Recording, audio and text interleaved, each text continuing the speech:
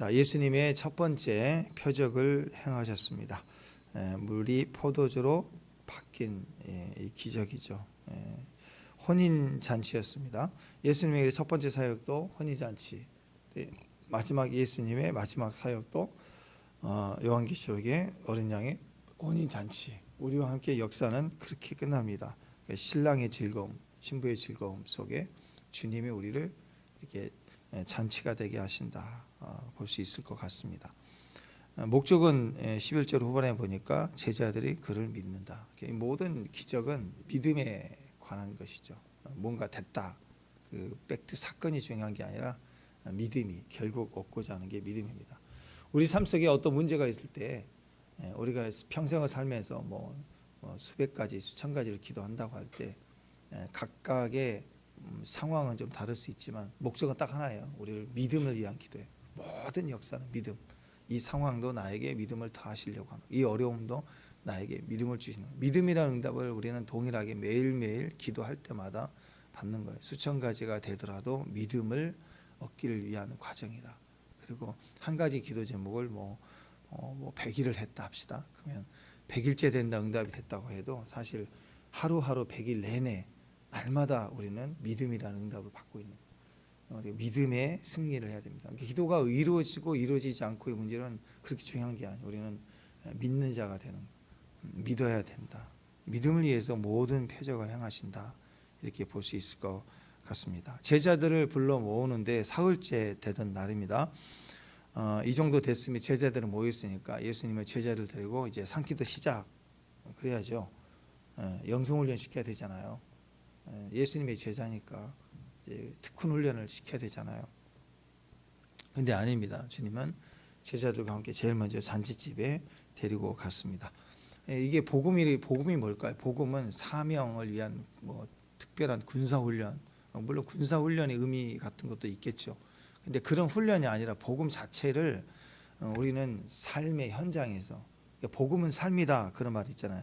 산속이나 섬이나 이렇게 소림사 이런 것처럼 그걸 만들어 놓고 거기서 특훈을 시키는 게 아니고 그냥 신앙은요 사는 이야기예요. 사는 이야기.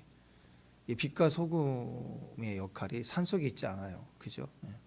그래서 그 말 있잖아요. 사랑은 낭만이지만 결혼은 생활이다. 그래, 결혼이 어떻게 낭만이 될 수 있겠어요? 결혼 생활을 소설로만 보면은 큰일 나죠.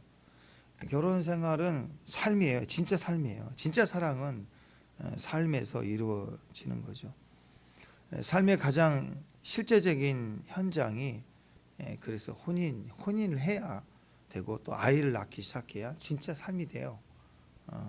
그래서 오늘 그 결혼식장의 분위기를 보면 그것도 일종의 삶의 모습이에요. 우리가 결혼식장에 뷔페 가서 밥 먹을 때 보면 막 줄 서서 그 어떤 사람 더 밀어붙이면서 먹으려고 그러고 새치기 해서 먹고 그런 분도 있잖아요. 두 접시 해가지고 한 접시 가져가 두 접시 막 악착같이 끌고 가고, 보통 같으면 싸울 텐데 뷔페니까 좀 드세다 하면서 한 번 더 기다렸다 가져가고 보통 그러지만 어떤 사람은 그것도 경쟁하듯이 그럼 다 나와요. 삶의 모습이 다 나온다고. 거기서도 즐겁고 마시고 춤추고 얘기도 하고 하지만 그 삶의 분위기가 그대로 모아지는 것 같아요. 어쨌든 연회장을 보면, 결혼식장을 보면 즐겁죠. 대화하죠. 반갑다고, 오래간만에 만났다고 하죠. 또 불편한 사이에서 체한다고 그러고, 저 사람 안 봤으면 좋겠다고 그러고, 또 대화도 이렇게 춤추기도 하고, 선물도 주고 사진도 찍고 또 축복도 해주고, 이 과정이 또 애들은 애답게 또 울기도 하고, 이게 다 삶의 현장이에요. 다 삶의 현장. 예수님은 제자들 데리고 산속으로 소림사로 들어가신 게 아니고 진짜 삶의 리얼한 모습, 가장 축소판인 잔치집, 그런 삶의 모든 모습이 있지만 그러나 목적이 잔치집의 결혼 혼인 잔치의 잔치집을 보여주고 있다라는 것입니다. 문제가 발생했습니다. 삶에서도 여러 가지 문제를 당할 때가 있지 않습니까? 가장 힘들 때, 내가 도저히 행할 수 없을 상황이 올 때 결국 신랑이 아닌데 연회장이 책임을 져야지. 근데 예수의 어머니 마리아가 예수께 와서 그 상황을 의지하죠. 예수님께 가져왔다는 거예요. 그러니까 내 삶과 내가 책임져야지, 그게 아니에요. 우리는 전적으로 예수님께 무슨 문제든 가지고 나와야 돼요.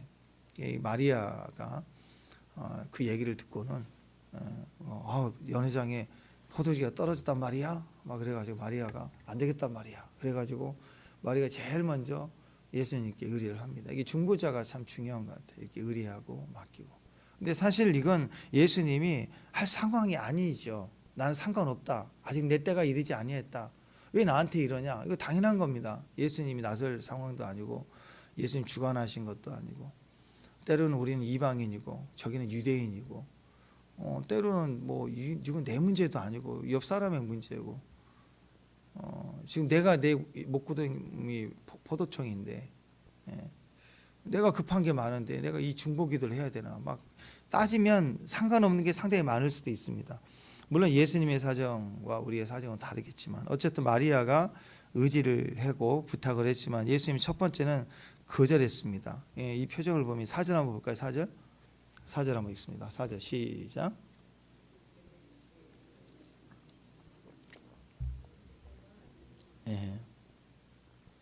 사람의 그 소속감이 참 중요한 것 같아요. 어떤 사람 이 말을 가지고 또 막 이렇게 까는 사람이 있어요. 엄마를 갖다가 막 말이야 이렇게 뭐 여자야 막 이랬다고 이렇게 까는 사람이 아람어인데요. 그런 표현이 아닙니다. 그러니까 소속감인 것 같아요. 우리 이제 소아가 서가지고 힘을 잠깐 주는 걸 보는 순간 우리는 알아요. 서가지고 힘을 딱 주는 순간 우리는 안다고. 저거 쌌구나. 우리 소속감으로는 얘를 보니까, 예린이나 수아를 보면 우습죠. 쌌네 하고 우습다고. 근데 애가 쌌다고 냄새 난다고 싫어하는 분들은 소속감이 없는 거죠. 그죠? 다른데 어디 가서 식당에서 했다 그러면 막 싫어하는 사람도 있을 거 아니에요. 누군가는.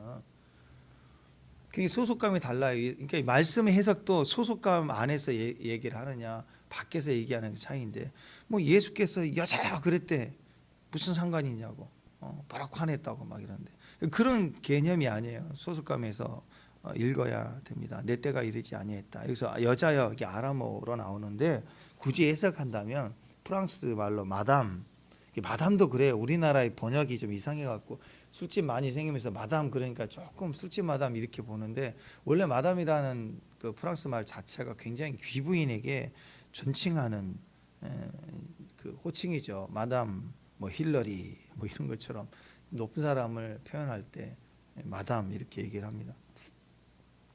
근데 이 표현은요, 왜 이 말을 아람어를 사용해서 하셨느냐? 이 상황이 어머니 난 나설 때가 아닌데 자꾸 얘기하니까, 아유 엄마, 아이 컴온, 영어로 보면 아 컴온 왜 나한테 이러냐고, 왜 이래요 엄마 여기까지 와서. 예를 들어서 뭐 의사야, 아들이 의사인데 같이 그런 식에 참여를 했는데, 여기 누가 뭐 이렇게 친구들 만나든지 친척들 만나든지 이렇게 했는데, 엄마 친구들 만나는데 뭐 병에 대해서 이런저런 얘기 나오니까 사소한 거예요. 그냥 사소한 거. 근데 우리 아들 의사니까 이리 와봐 막. 그래서 코가 좀 이상한데도 봐달라고 막, 잔치집에 봐달라 그러니까 병원 가시라고. 의사 입장에서 병원도 아니니까 좀 곤란하면 그러잖아요.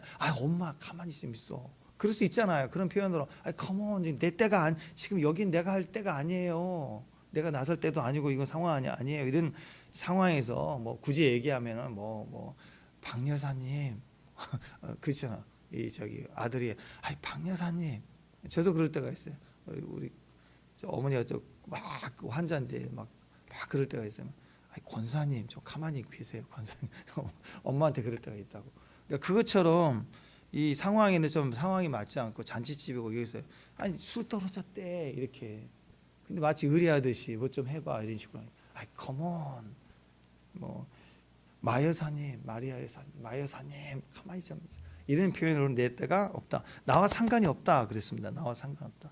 굉장히 단호하게 거절하시는 모습입니다. 이게 원칙이에요. 하나님의 역사는요 절대로 원칙을 벗어나지 않아요. 하나님 나라의 첫 번째 기준은 질서입니다.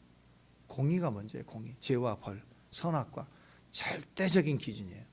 절대적인 기준이 질서예요. 질서. 그래서 예수님께서 수로보니게 여인 그 자기 딸 살려달라고 난리칠 때도 주님은 이거 자녀에게 떡을 취해서 계획에 준 게 옳지 합당하지 않다고 단호하게 가르쳐서 이방인에게 부르심을 입었지 않았다고 단호하게 선을 그었습니다. 이스라엘 위해서 기적을 행하신 거예요.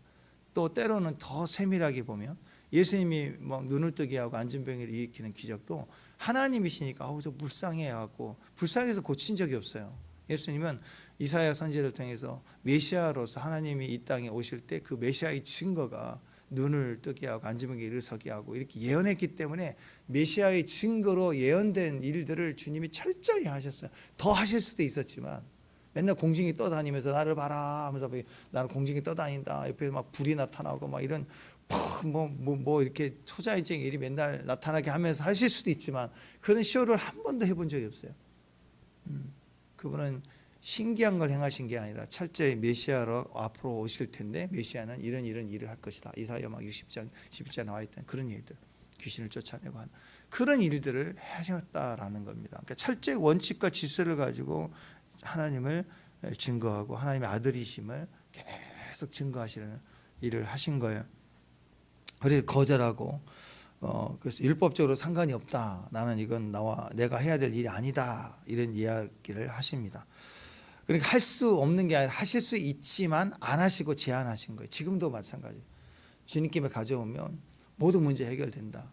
해결받자 하고 막 매달리면 때로는요 우리가 주님을 이렇게 우상을 섬긴 불상 앞에 서 있는 사람들처럼 나올 때가 있어요. 그렇지 않아요. 하나님을 그렇게 우리식으로 뭐든지 하시는 망명통치하기나 무슨 도깨비 방망이식으로 매달릴 게 아니라 먼저 그래서 질서를 생각해야 됩니다. 내가 이 질서 안에 들어와 있고 내가 합당한 자인가를. 그래서 신앙은 그 기간이 필요한 거예요. 이거 문제 해결해 주세요 막 이렇게 나오지만 그 기도하는 과정에서 우리를 살피게 되고 내가 바뀌게 되고 그래서 언제나 뜻 가운데 세워지게 돼요. 기도 제목 하나하나 해결될 때마다 나라는 존재는 점점점 바뀌어 가는 거예요. 그게 합당한 것입니다. 질서라는 이유가 굉장히 중요합니다. 그래서 주님 이거 해달라고 문제만 붙을 게 아니라 주님을 보고 주님 앞에 서가야 되는 게 기도의 첫 번째고 예배도 마찬가지. 구약의 성막을 만들 때도 그 하나하나의 절차가 분명했죠. 그리고 또 다른 불을 가져다 쓰면은 망하는 거예요. 예배 때 그 질서를 틀리면 절대 안 되는 거예요. 첫 번째는 질서다라는 거고 두 번째는 그러나 그 질서를 깨트리고 가는 분들이 있죠. 안 되는데 되게 하는 분. 수르보니게 여인도 끝까지 믿음을 보이고 백부장도 믿음으로 보이고 그때 주님이 이방인인데 이만한 믿음을 본 적이 없다다 하고 주님의 믿음을 보시면 그 믿음은 율법으로 절대 구원이 안 돼. 선택받지 않는 사람들인데 믿으면 구원이 되는 거예요.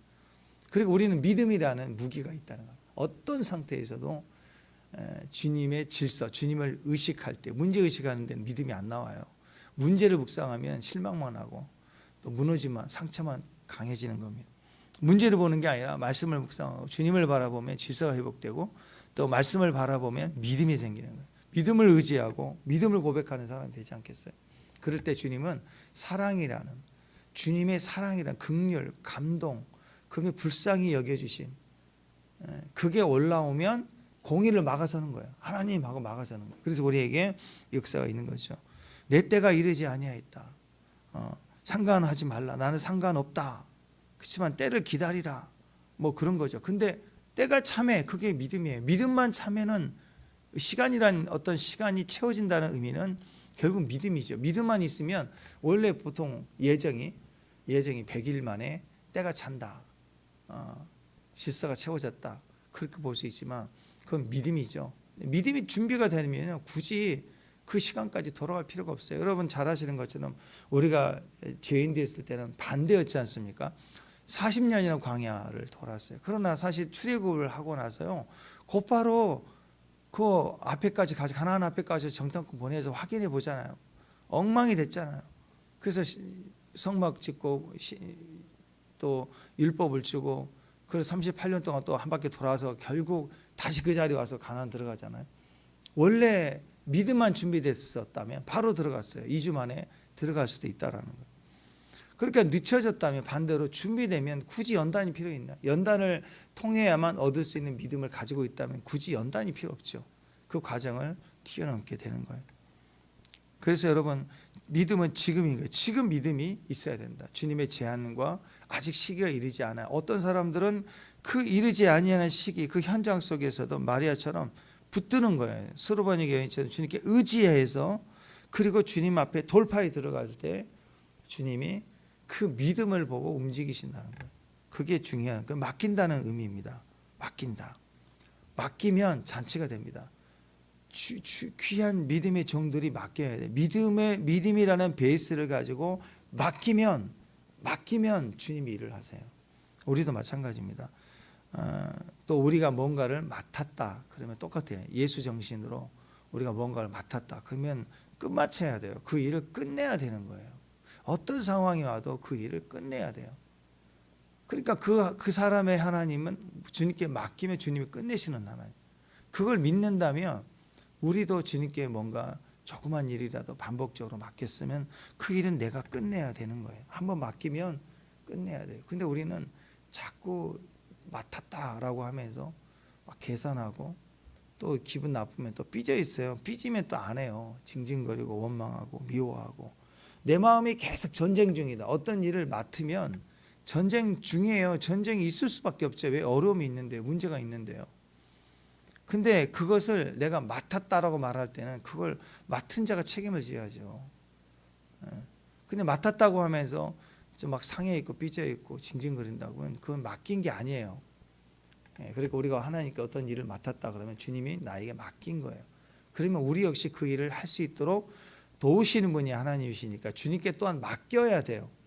여러분, 우리가 뭔가 맡았다면 주님께 맡겨야 돼요. 온전히 맡기고, 그리고 그 일을 부딪혀 가면 주님이 감당케 하신다. 맡겼는데, 주님께 맡겼는데요. 자꾸 왜 우리가 주님께 뭔가를 맡았다면 주님께 맡기는 거예요. 주님께 맡기는 건데 맡겼다고 하면서 자꾸 이렇게 뭔가 삐져 있다. 그 말은 내 뜻대로 안 되네 그 말이잖아요. 그래서 늘 힘든 거라고. 맡긴 사람이 왜 삐져 있어요? 맡겼다는 것은 온전히 주님의 결과, 주님의 마침표, 주님의 결실을 보고 싶은 마음이죠. 그래서 기다리고 있는, 주님은 좋으신 하나님, 모든 것을 아름답게 하시는 분입니다. 그래서 우리가 성숙해 갈 때, 그래서 뭔가 맡은 자가 될 때, 그때 온전히 맡기는 자가 돼요. 아이가 태어나는 것도 보세요. 우리가 맡긴 거예요. 그게 내 새끼예요? 한번 생각해 보세요. 내 자식이에요? 내가 낳은 것뿐이지 내가 만들었어요? 아니에요. 언젠간 떠나보내야 돼. 잘 양육해서 떠나보내야 된다. 그게 행복한 거라. 그리고 주님께 가야 된다. 모든 일도 물질도 맡긴 거라고. 그 때문에 삐져 있고 싸우고 그런 게 아니라, 그래서 주님의 질서를 생각하고 주님이 다 책임져 주실 것을 믿고, 자식이 태어날 때 얼마나 이뻐요. 그러니까 자식을 맡겨야 돼요. 하나님께 맡겨드립니다. 주님께 맡겨드립니다 하고 올려드리는, 우리 모든 삶이 맡겨. 오늘 기도하는 것도 그래요. 오늘 기도하는 것도 맡겨야 돼요. 주님께 맡겨드립니다 하고 기도해야지. 내가 보는 판단이 세. 그러니까 기도 제목이 정확하고 막 세고 그거 가입해 치면서 막 매달려야 되고, 그렇게 회모 처리하는 게 아니라고요. 기도는 주님과의 삶의 현장이고 과정입니다. 철저히 주님을 의지해야 돼요. 자, 여기 보니까 물을 이제 채우죠. 물을 채우는 과정에 있어서 내가 이해되지 않는 상황이지만 명령하신 대로 말씀을 따라서 채우라. 그러면 채워야 되는 거죠. 이해가 되지 않는 과정이지만, 이 팔레스타인 지역은 알다시피 모리도 많고 흙이 많고 뭐 아스팔트가 있는 것도 아니고 운동화가 있는 거 아니고 거의 다 샌달이잖아요. 더우니까. 그러니까 조금만 동네 한 바퀴만 돌고 와도 발에 먼지가 있을 수밖에 없어요. 그래서 어느 집에 가든지 이제 손발을 씻는 건데, 결례를 한다, 정결하게 한다, 그런 의미로 이제 집에 어느 집에 방문하면 입구에, 여긴 집이 연회장이니까 컸겠죠. 돌 항아리 6개가 큰 거예요. 물이 있어서 씻고 들어갈 수 있도록 손 씻는 예식을 하도록 이렇게 만들어 준 건데, 거기다가 물을 채우라는 거예요. 지금 포도주가 필요한 상황인데 물을 채우라. 말이 안 되는 것 같지만 여기는 순종한 사람들이 따지도 않고 묻지도 않고 하라고 한 대로 하니까 따라 사는 사람들이 있었어요. 이게 가장 약자들이죠. 또 바리새인들은 뭐예요? 야, 이 물통이 뭔 물통이야? 바깥에서의 부정을 정결하게 하기 위해서 씻는 지저분한 물통인데 여기다가 물을 채운다고? 씻기란 말인가? 근데 그 결국 이 포도주가 여기서 나왔다고? 그럼 또 그거 가지고 또 시비를 거는 사람이 있을 거 아니에요. 그게 아니라는 거죠. 가장 낮은 계급의 종들은 하라는 대로 하는 사람들입니다. 모든 역사들은 약자들을 통해서 하나님 항상 기적을 일으켰음을 봐요. 내가 힘을 가진 사람들은 자꾸 따질 수 있고 또 자꾸 삐질 수가 있어요. 힘이 없는 사람들은 절대로 삐지지 않습니다. 힘이 없는 사람들은 순종하기가 쉬워요. 그래서 하나님 나라는 대개 약자들을 통해서 또 하나님 나라는 전파되고 확인이 되는 것 같아요. 제일 중요한 것이 이제 떠다 갖다 주라 그 얘기인데요. 8절 한번 읽을까요? 8절 한번 읽어보십시다. 8절 시작.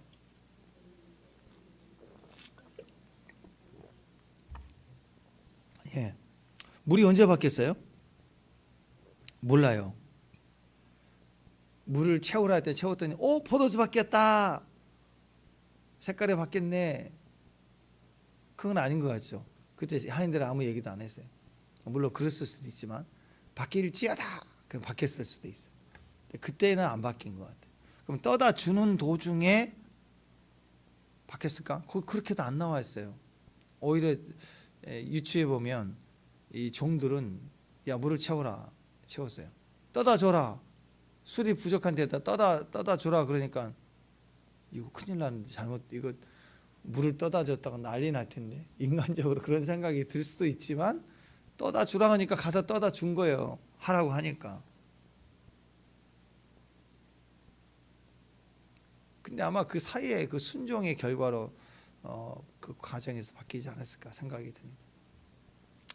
술을 드신 분들이 따라주는데 다 술이 아니라 물을 따더 이게 뭐야 물이야 그랬을 텐데 마실 때 더 좋은 술이다 그랬으니까 따라줄 때 술 색깔이 포도주니까 색깔이 바뀐 걸 보면 아마 떠다주는 과정에서 순종의 종들이 최선을 다해서 할 수 있는 일은 맛을 평가하는 일이 아니라 떠다주는 일이니까 떠다줬을 때까지 그때 순종이 끝날 때 바뀌지 않았을까 제 생각은 그래요. 어쨌든 채우는 믿음, 떠다주는 믿음, 끝까지 믿는 종들이 마쳤을 때 그 시점에 바뀌지 않았을까 생각이 됩니다. 언제인지는 모르지만 자 그랬을 때 재미있는 이야기 여기 하나 나와요. 9절 10절 한번 읽어보실까요? 9절 10절. 자 9절 10절 시작.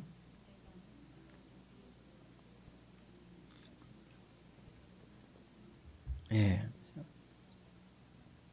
사람들은 먼저 좋은 포도주를 내고 주한에 낮은 것을 내거든 그들은 지금까지 좋은 포도를 두었도다 하니라. 이게 정확하게 술맛이 달랐는데 최고의 술을 마셨다는 뜻인데 사실은 이제 처음에는 잔치집의 즐거움을 더할 때 그 잔치를 베푸는 사람의 그 덕과 명성 또 이런 것들을 자부심을 느끼게 하고 자랑하게 하려면 처음에는 좋은 술을 나눠서 와 이렇게 귀한 술로 대접해 주다니 하고 사람들이 막 대단한데 이렇게 생각하죠. 그 다음에 취하면 술에 대한 맛을 잘 흐물흐물해지니까 그 B급을 갖다 줘도 잘 마셨다고 그렇게 보통 얘기하니까 처음에 첫 술잔을 좋은 술을 보통 내온다. 이제 이게 보통 관례인 것 같아요. 근데 아니더라 이거야 아니더라 이렇게 얘기를 했습니다. 그러니까 확실한 정말 고급 술이 나왔다 이렇게 얘기를 합니다. 술 취해 갖고 전부 주정했다. 물로 된 포도주를 맛보고 다 술 취해 갖고 술이라 하더라. 이게 아니고 진짜 술이 바뀐 거죠. 물이 포도주로 바뀐 겁니다. 근데 여기 성경은 이렇게 얘기합니다. 물로 된 포도주라고 했어요. 물로 된 포도주. 원래 물이었는데 포도주로 바뀐 그 포도주를 맛보고 어디서 났는지 다 알지 못해요.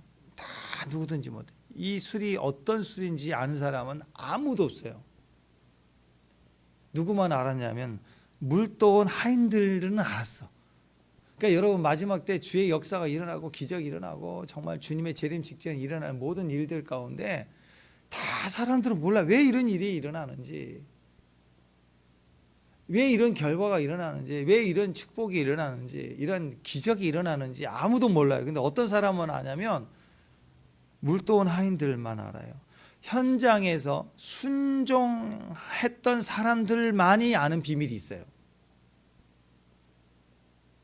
가정에 큰 일이 있을 때 다 고민을 하고 염려도 하고 근심하고 또 세상의 도움도 받고 이웃에게 도움도 받고 오늘 큰 문제가 당할 때가 있지 않습니까? 근데 어느 순간 이 문제가 해결이 된 거예요.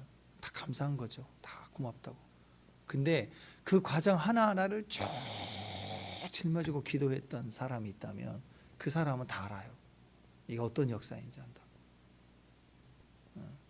그러니까 현장에 가서 부딪히면서 고난을 당하면서 어려움에서 복음을 증하면서 복음의 삶을 살면서 그 현장에서 하루하루 순종해 왔던 사람들만은 아는 비밀들이 있습니다. 과정을 지날 때마다 아는 과정이 큰 거예요. 믿음의 비밀. 여러분 우리는 이 마지막 때가 될수록 이 믿음의 비밀이 다 있어야 됩니다. 나중에 우리 교회가 더 다음 단계로 서갈 때 교회가 참 좋다. 예배가 강하다.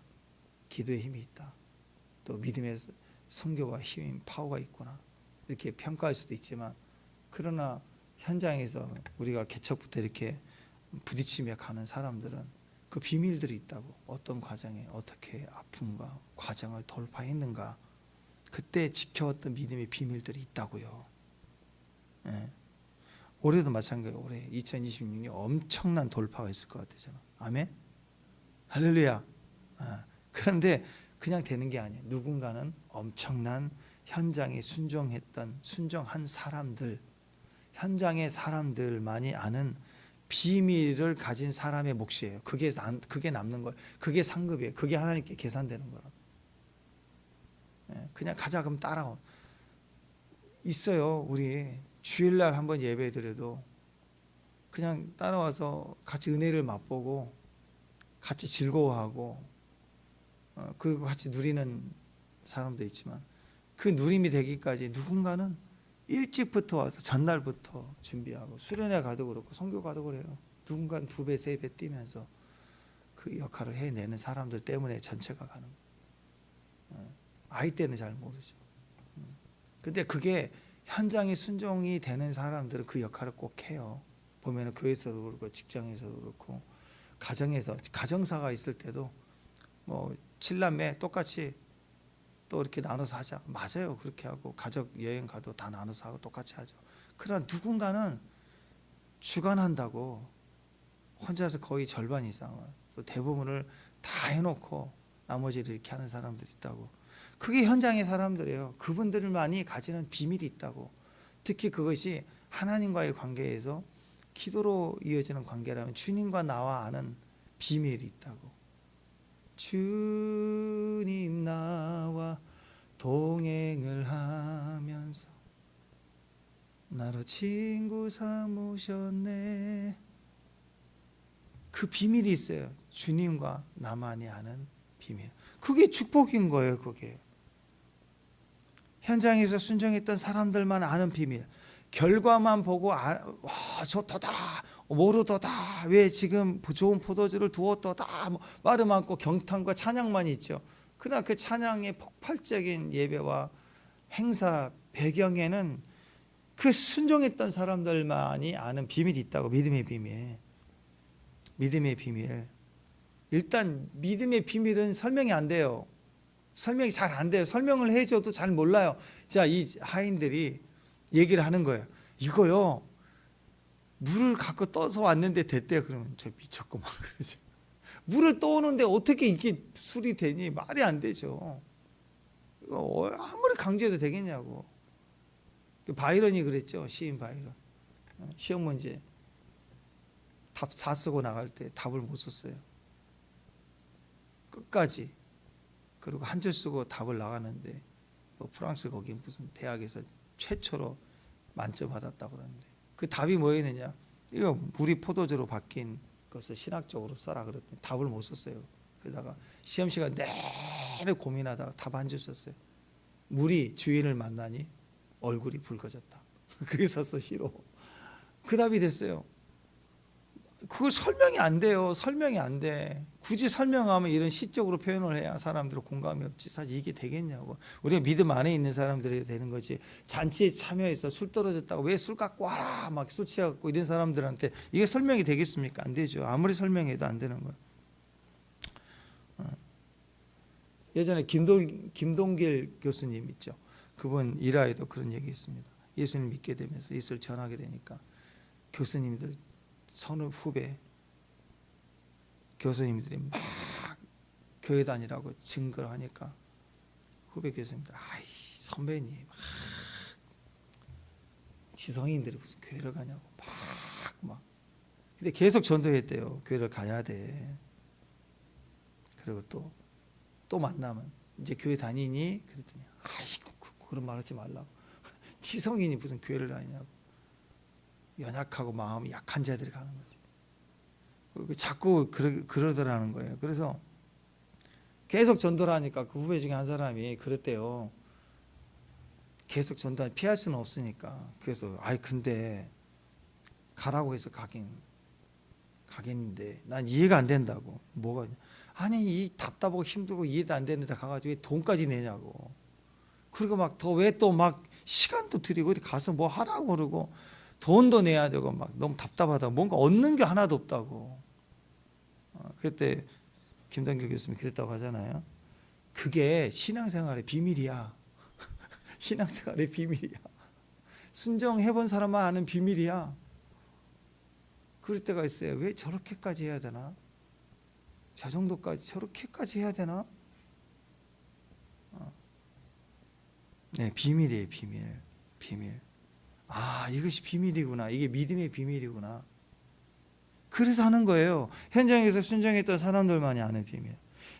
어려운데 고난을 당했는데 찬양하며 기뻐하고 기도하면서 웃고 감격하면 예배하고 선교하고 거기서는 설명이 안 되는 뭔가가 있어요. 뭔가 내 안에 주인을 만난 변화들이 있다고. 즐거움들이 있다고. 남들은 몰라. 근데 설명해줘도 모르는데 현장에 그 비밀을 가진 즐거움이 막 채워지는 사람들이 있다고. 그게 기쁨이에요. 왜 기뻐요? 설명이 안 돼서 더 기쁜 거예요. 설명을 해줘도 다 이해가 안 돼서 기쁜 거예요. 왜 감격해요? 설명이 안 되지만 채워지는 거예요. 순종했던 사람들만 아는. 예수님이 하나님이시라면 마리아는 여기서 성령의 음성과 같은 거죠. 성령이 우리에게 감동을 주시고 또 세미한 음성을 주실 때, 또 잔치집의 종들은 그 현장에 순종했던 사람들. 그 예수님이 계시니까 예수님 말씀을 듣고 성령의 감동을 따라 들을 때 우리가 움직여야 된다. 움직일 때 그게 우리 안에 역사가 되고 변화가 되는 거죠. 우리는요, 창세기로 다시 돌아갑니다. 우리는 흙인데 생기가 들어오니까 또 반달반달한 본차이나 도자기 같은 걸로 바뀐 게 아니에요. 도자기처럼 소리도 나고 빛도 나고 뭘 담을 수 있고 그런 것 같은데요. 생기만 빠지면 그냥 흙이에요. 우리 본질은 흙이라고.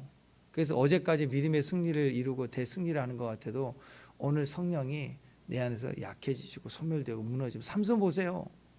당장 성령이 하나님이 떠나간지도 몰랐어요. 떠나가신지도 몰랐다 그러고 또 블레셋이라 그러니까 나갔다가 험한 꼴 당하잖아요. 인간은 아무것도 아니에요. 흙덩어리, 흙.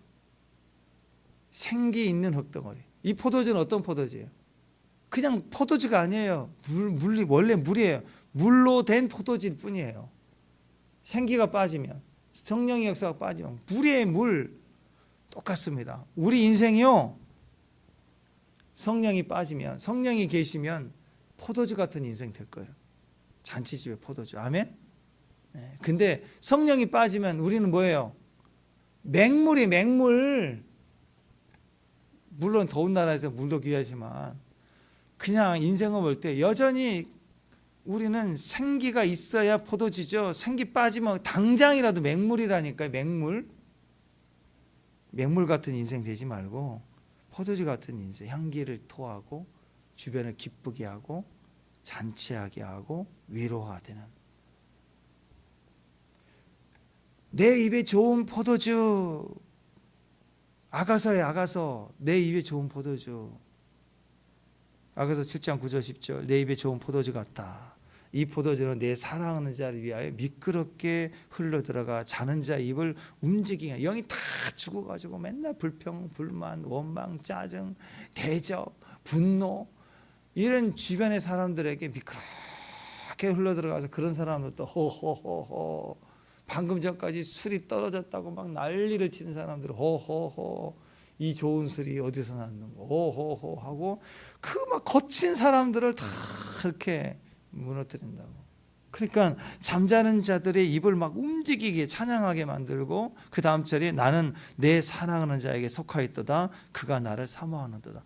그러니까 주님 안에 속해 있고 현장에 순종하는 사람들은 믿음을 통해서 순종을 통해서 술이 만들어져. 내 입에 좋은 포도주가 흘러나가니까 내 입에 좋은 포도주, 내 입에 물려져 있는 물이 포도주로 바뀌어서 내가 맹물이 아니에요. 포도주를 증거되니까 그냥 녹아 내려가는 거야. 이 사람들이 막 할렐루야 막 갑자기 그러고 이 사람들이 막 믿겠다고 그러고 변화가 되기 시작하는 거예요. 모든 사람에게 있어서 잔치하게 하고 그가 나를 사모하. 예수님 우리를 사모하는 사모함이 술이 돼서 나가는 거예요.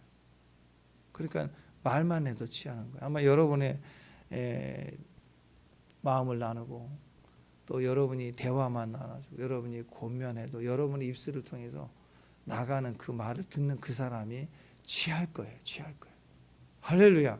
술을 취해요. 할렐루야. 막 이러고 있고 막 갑자기 예배하고 싶다고 그러고 뭐 나를 뭐 제자로 삼아 달라고 그럴 거고 막 이렇게 막 여러분을 만난 사람들은 술에 취하듯이 성령에 취할 거예요. 취할 거예요. 할렐루야. 우리는 맹물입니다. 맹물 같은 인생이에요.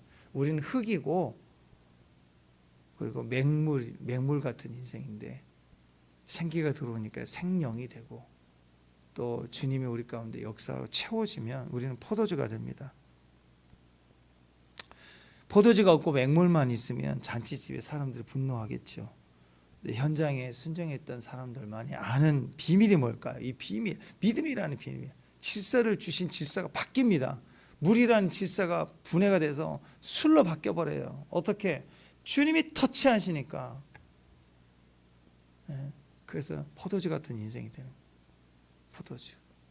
여러분의 가정이 오늘 비냐드가 되기를 바랍니다. 포도원이 돼서 포도 향기가 가득 차고 집에 오면 포도를 먹고 누워서 쉬고 성령에 취하고 그래서 막 호호호 하하하 하고 즐거움이 넘치는 어떤 문제도 다 풀어지는 잔치의 집이 되시기를 주님의 이름으로 축원합니다. 기도하겠습니다. 하나님 다 맡깁니다. 그리고 우리 같은 맹물 같은 인생이 포도주 같은 인생 축복이 될 수 있도록 또 현장에 순종했던 사람들만이 아는 비밀, 그 믿음의 비밀을 가진 자들, 신부들 될 수 있도록 오늘 하루도 주관하시고 역사해 주옵소서. 예수님의 이름으로 기도합니다.